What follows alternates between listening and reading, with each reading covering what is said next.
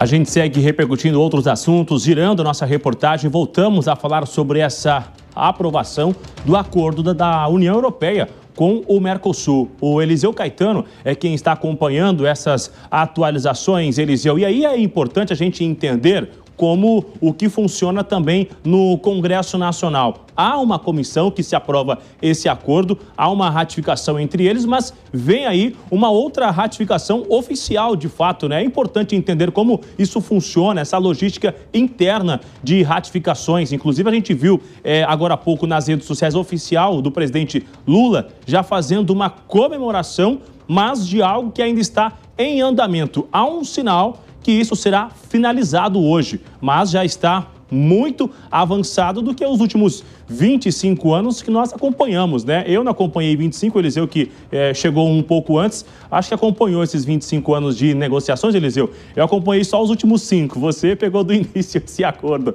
Nos conta aí, como está essa negociação, Eliseu?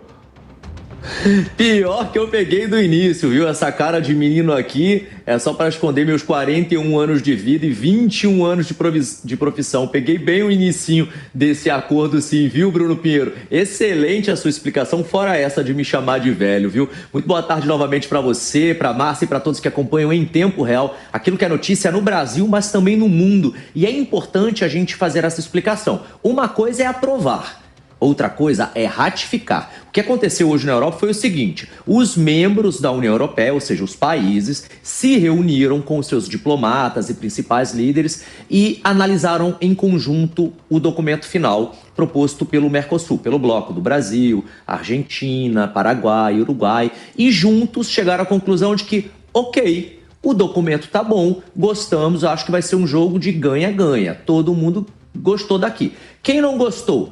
Irlanda, que pulou do barco, e também França, que pulou do barco. Inclusive, Emmanuel Macron disse que pulou por conta dos muitos protestos que os agricultores do país dele estão fazendo com relação a esse acordo, porque eles não querem, porque vão dizer, vão trazer produtos do Brasil, produtos frescos, produtos bons, e a gente aqui se ferra, né? Então, França e Irlanda pularam fora, mas aí a Itália pulou dentro do barco e chegou ali com a entrada da Itália a 65% da aprovação dos países. Ok, sinal verde, todo mundo gostou do documento, tá perfeito, vamos assinar? Aí que é a ratificação. Então, aprovou para levar o documento para assinatura. Foi assinado?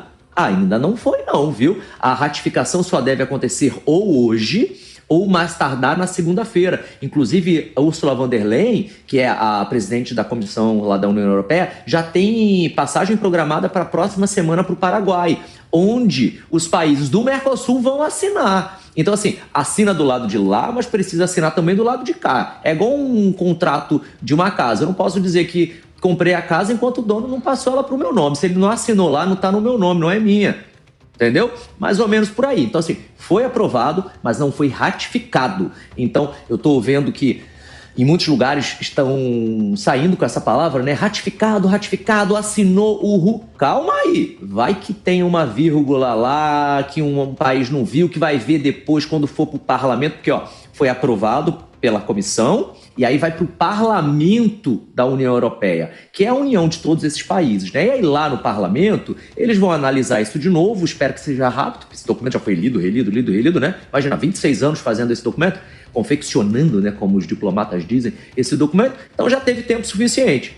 Mas vai que tem uma vírgula lá errada que alguém fala, isso eu não tinha visto não quero esse negócio não.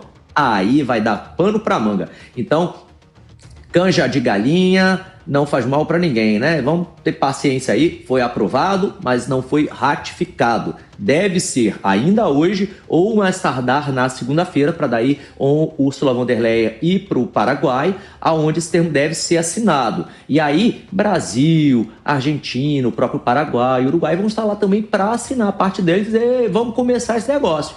Por enquanto, podemos comemorar igual o presidente Lula fez?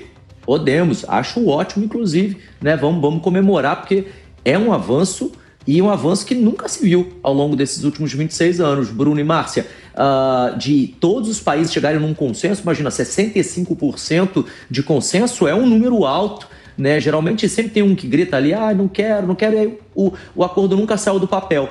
Agora ele vai ser assinado, agora falaram, eita, gostamos desse negócio. Mas ainda falta assinatura. Então, vamos ter calma, vamos respirar. Foi aprovado? Foi. Vamos comemorar também. Foi assinado? Ainda não. Mas nós aqui do jornalismo da Jovem Pan, Bruno Pinheiro, estamos de olho. E assim que for assinado, a gente vai trazer isso aqui em primeira mão, em tempo real, do jeito que Márcia Dantas e você gostam.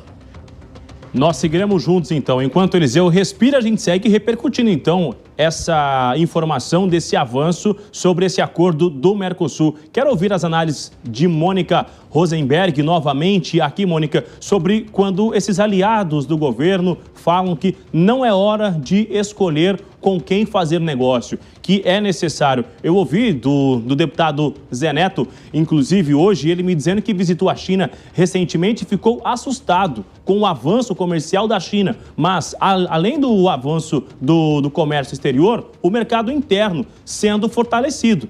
Há uma análise interna dentro de aliados do governo que, para o ano que vem, é necessário muito mais que fortalecer esses acordos internacionais, fortalecer a indústria, fortalecer a infraestrutura aqui dentro. Qual é a sua visão quando eles falam que não é a hora de escolher com quem fazer novos acordos, assim como esse da União Europeia? Tem um lado preocupante isso, né? Porque é sempre hora de escolher com quem se vai fazer acordo. Começar também a falar, não, vamos fazer acordo com a ditadura do Irã. Eu fico um pouco preocupada. Mas, economicamente, o correto é isso. Você tem o seu produto à venda e você vai vender para quem comprar pelo melhor preço e vai comprar produto de quem vender para você pelo melhor preço. O uso de economia, como o Trump, por exemplo, está fazendo, usando tarifas de importação para exercer pressão política, não é adequado e não deve acontecer. Mas vamos torcer para que o nosso parlamento entenda isso e que aprove rapidamente. E tem uma questão que precisa ficar clara. Depois da aprovação pelo Parlamento Europeu e da ratificação, esse acordo precisa ser ratificado por cada parlamento nacional de cada um dos países membros. Então, é a situação em que se encontra a França agora. O Macron está ali e isso vai ter que passar pelo parlamento francês. E o eleitor francês faz pressão no parlamento francês. A Irlanda é outro que vai ter uma força do agricultor muito forte. O que vai acontecer na Irlanda? E a principal questão, o que acontece com o acordo inteiro se nesses dois países não houver aprovação no parlamento nacional local? É uma questão que vai ter que ser decidida, porque ele está aprovado já pelos europeus. E aí vamos acompanhando e torcer para que o Macron e o eleitor francês consiga ver vantagem e entender, como tão bem disse o nosso governo, que não é hora de escolher parceiros, agora é hora de abrir a economia, chegar ao máximo possível de negociações, porque os americanos e tantos outros estão cada vez mais se fechando. Túlio Nácia, também queria conversar com você sobre isso. Quando a gente vê um país como a França se colocando completamente contrário, ele pode deixar a União Europeia? Faz sentido algum país que se opor sair do bloco? Isso pode acontecer? E também olhando para a nossa economia aqui do Brasil, nós perguntamos hoje para a nossa audiência se você acha que isso pode beneficiar também o consumidor, baixando o preço dos nossos produtos, da nossa agricultura, o preço da carne. Você acha que a gente vai ter só a longo prazo um reflexo desse acordo ou ele pode vir antes, Túlio?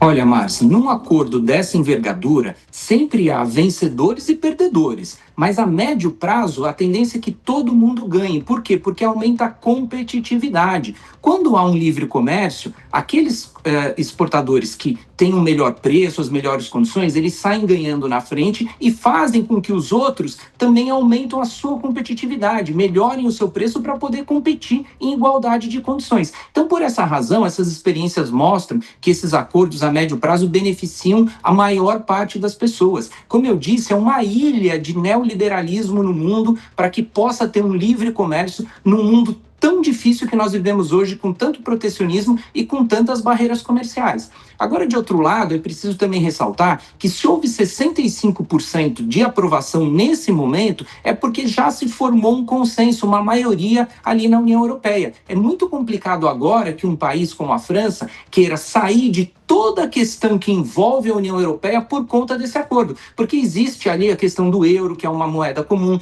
existe questão constitucional na França, que para sair como a Inglaterra Inglaterra fez no Brexit, né? Precisaria também de um amplo plebiscito ali junto à população local. Então, as consequências são muito piores de sair da União Europeia do que meramente esse acordo. Vejo que o acordo avançou e avançou fortemente. Oxalá ele possa ser ratificado, Márcia.